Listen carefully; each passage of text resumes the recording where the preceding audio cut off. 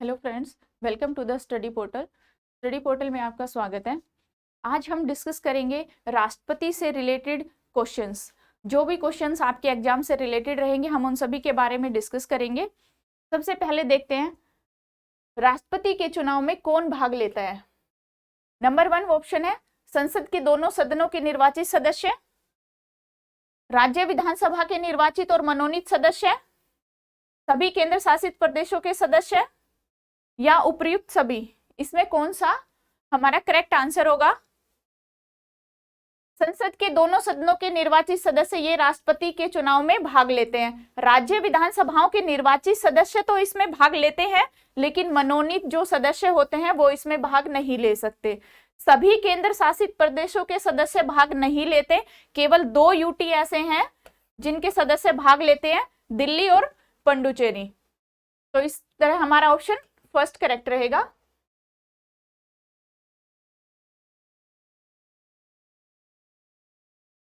A option हमारा correct रहेगा। इसके बाद आता है सेकंड क्वेश्चन। संविधान का कौन सा अनुच्छेद कहता है कि भारत का एक राष्ट्रपति होगा? कौन से आर्टिकल में ये मेंशन किया गया है कि भारत का एक राष्ट्रपति होगा? तो इसका आंसर रहेगा ऑप्शन नंबर सी, आर्टिकल 52 ये कहता है कि भारत का एक राष्ट्रपति होगा।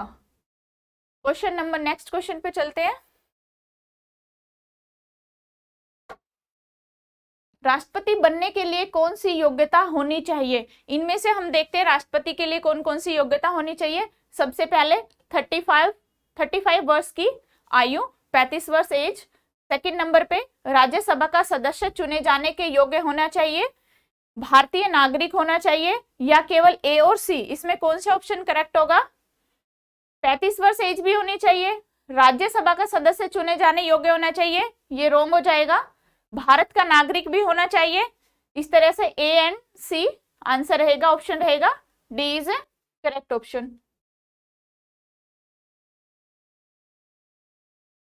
निम्न में से कौन सा कथन गलत है? हमें देखना है इसमें से कौन सा ऑप्शन गलत है। राष्ट्रपति के चुनाव में राज्य विधानसभा के निर्वाचित और मनोनीत सदस्य भाग लेते हैं। नंबर 2, संघ की कार्यपालिका में राष्ट्रपति, उपराष्ट्रपति, प्रधानमंत्री, महान्यायवादी शामिल होते हैं। राष्ट्रपति पर संविधान का उल्लंघन करने पर महाभियोग चलाया जा सकता है। बिल्कुल चलाया जा सकता है।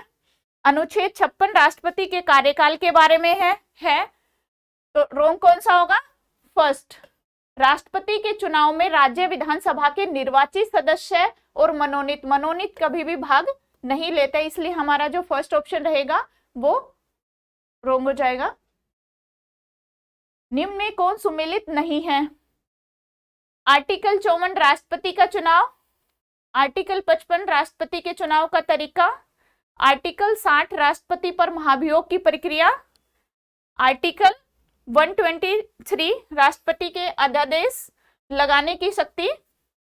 इसका हमारा ऑप्शन रहेगा सुमेलित नहीं है। ये भी सही है। आर्टिकल 54 में राष्ट्रपति का चुनाव है, राष्ट्रपति 55 में राष्ट्रपति के चुनाव का तरीका है, 60 राष्ट्रपति पर महाभियोग की प्रक्रिया। ये ऑप्शन हमारा रॉन्ग हो जाएगा। भारत का एक महान्यायवादी होगा, किस अनुच्छेद में ये वर्णित किया गया है कि भारत में एक महान्यायवादी होगा? आर्टिकल 78 में है, 76 या 67 या 113 में? कौन से आर्टिकल में ये कहा गया है कि भारत में एक महान्यायवादी होगा? ऑप्शन रहेगा बी, आर्टिकल 76। आर्टिकल 76 में ये है कि भारत में एक महान्यायवादी होगा। नेक्स्ट क्वेश्चन, राष्ट्रपति का पद किस तरीके से खाली हो सकता है? कार्यकाल समाप्त होने पर, त्यागपत्र देने पर, सिर्फ महाभियोग के शुरू होने पर, या केवल ए और बी? कार्यकाल समाप्त होने पे भी समाप्त हो जाता है, त्यागपत्र देने पे भी समाप्त हो जाता है, लेकिन सिर्फ महाभियोग के शुरू होने पर समाप्त नहीं होता, ये समाप्त होने पर समाप्त होता है। तो इसलिए ये ऑप्शन रॉन्ग हो जाएगा। आंसर रहेगा ए और B, D is a correct answer.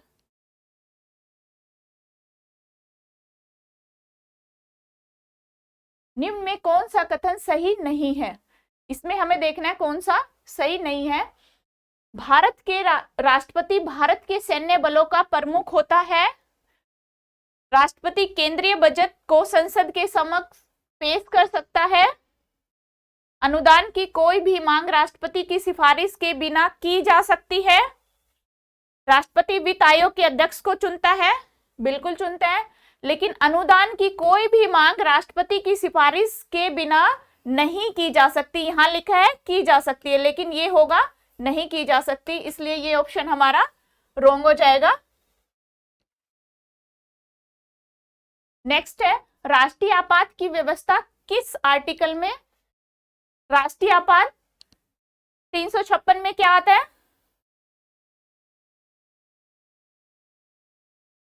राष्ट्रीय आपात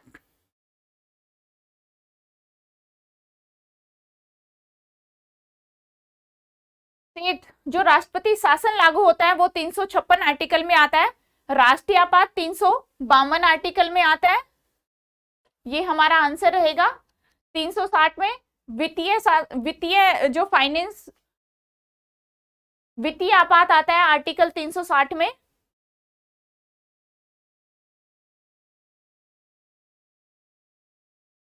भारत के राष्ट्रपति ने जिस एक मामले में अपनी पॉकेट वीटो का प्रयोग किया था वह कौन सा बिल था जिसपे राष्ट्रपति ने अपनी पॉकेट वीटो का पहली बार प्रयोग किया? हिंदू कोड बिल, पेप्सू विनियोग अधिनियम, नहीं, भारतीय डाकघर संशोधन अधिनियम। ये बिल था जिसपे 1984 में सबसे पहले राष्ट्रपति उस टाइम ज्ञानी जेल सिंह थे। ज्ञानी जेल सिंह ने पहली बार पॉकेट वीटो का इस पर प्रयोग किया था। भारत के राष्ट्रपति तथा उपराष्ट्रपति के निर्वाचन से जुड़े सभी विवादों की जांच और निर्णय किसके द्वारा किया जाता है? क्या आंसर रहेगा यहाँ पे? नंबर पहले देखते हैं, नंबर 1 पे उस न्यायालय द्वारा जिसमें उसे चुनौती दी गई है। उच्चतम न्यायालय द्वारा, निर्वाचन आयोग द्वारा, संसद द्वारा। इसमें करेक्ट आंसर रहेगा बी, उच्चतम न्यायालय। एकमात्र सुप्रीम कोर्ट है जो राष्ट्रपति उपराष्ट्रपति से संबंधित जो भी विवाद होते हैं वो ओनली सुप्रीम कोर्ट के द्वारा ही निपटाए जाते हैं। नेक्स्ट क्वेश्चन, भारतीय संविधान का कौन सा अनुच्छेद राष्ट्रपति को उच्चतम न्यायालय से परामर्श करने की शक्ति प्रदान करता है? कौन से आर्टिकल में राष्ट्रपति सुप्रीम कोर्ट के साथ परामर्श कर सकता है? आर्टिकल नंबर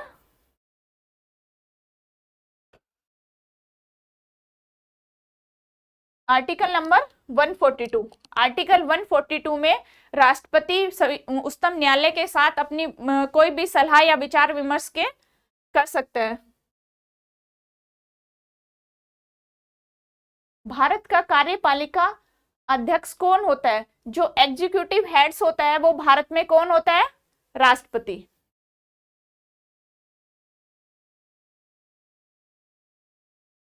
निम्नलिखित में कौन राष्ट्रपति पद की पहली महिला उम्मीदवार रही है?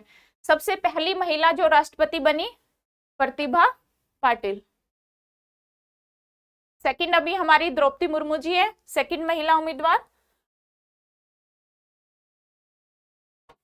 निम्नलिखित में कौन सा सुमेलित नहीं है? अनुच्छेद 123 राष्ट्रपति की अध्यादेश जारी करने की शक्ति। अनुच्छेद 143 राष्ट्रपति की सर्वोच्च न्यायालय से सलाह लेने की शक्ति। अनुच्छेद 56 राष्ट्रपति के कार्यकाल और पदावधि।